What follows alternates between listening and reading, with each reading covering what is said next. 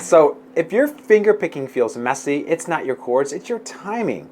But most players try to fix timing by adding more notes, more patterns, more rhythms, and so therefore more frustration. So we're going to be fixing your timing issues with just a few simple steps. And I need you to stick around with me until the end of the video because I have an ultimate 5-minute a day, 7-day challenge that will change your playing forever.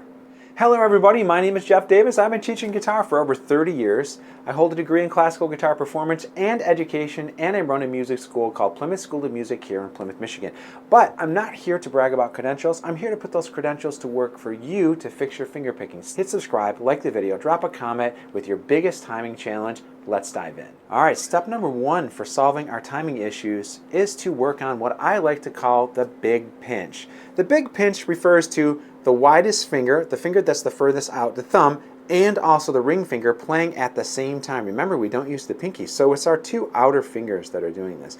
You know, most beginners struggle to get these two fingers to land at the exact same time, so it's our job to make them best friends. Let's check out this drill. We're going to hold down a C chord here in the left hand.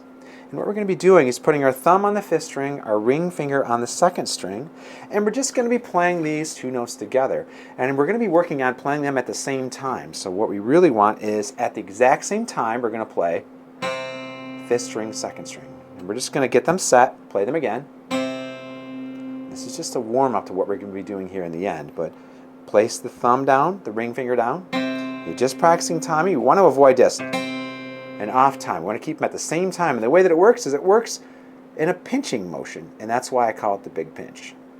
Step number 2, downbeat-only pattern. Now once these two fingers are in sync, we're going to add some other fingers. So what we're going to do is hold down the C chord again. We're going to add other fingers to a pattern that's all going to be on 4 counts. So it's going to go 1, 2, 3, 4 while holding on the C chord. And the way that works is going to be thumb and ring at the same time. That's beat 1. Beat 2 is going to be index. Beat 3 is going to be thumb. And then beat 4 is going to be index. And remember that the thumb is going to be on the 5th string, the ring finger is on the 2nd, and the 4th string has the 1st finger. Our 1st finger stays parked right there. So the pattern is 1, 2, 3, 4. Once again, we're focusing on the big pinch here, getting these fingers together, and we're just adding a finger. 2, 3, 4. 1, 2, 3, 4. Alright, so there are a few common mistakes that I see students make all the time. Whenever we're working with the thumb especially, a lot of players rush the thumb quicker than the ring finger. But if the thumb leads, the groove falls apart. So we need to make sure they land together on one single sound, not two separate sounds. So make sure when you're playing this, you're going to be working on getting these two fingers synced up first. Alright, common mistake number 2 is hand tension. Some players clamp up their hands into a claw to force accuracy, but tension kills speed and tone. Therefore, want to make sure you keep your wrist really, really loose, letting the fingers stay curved on the strings, keeping the wrist a little bit higher, and making sure that they pull back instead of stabbing at it. Alright, just a quick aside, I get a lot of students that ask me about fingernails. They will come into the lesson and they'll see that I have fingernails and they say, well, I can't learn fingerpicking because I don't have nails. Do I need nails for this? Yes, nails can help with tone, but they're not required. So what I want you to focus on is the fleshy part of the finger, which is going to grab onto the string first, regardless if you have nails or not. Now, if you decide to have nails, you decide to grow nails, remember, they shouldn't be that long. When I'm looking at my hand, I'll flip it this way. The nail should not be any longer than 1/8 of an inch above the fleshy part of your finger. Alright, so here's where the magic happens.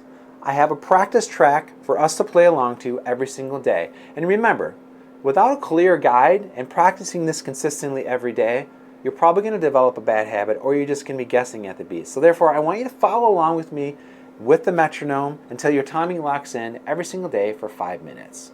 And we're going to play it together after 4. 1, 2, 3, 4, go. Pinch, index, thumb, index, pinch, index, thumb, index. 1, 2, 3, 4. 1, 2, 3.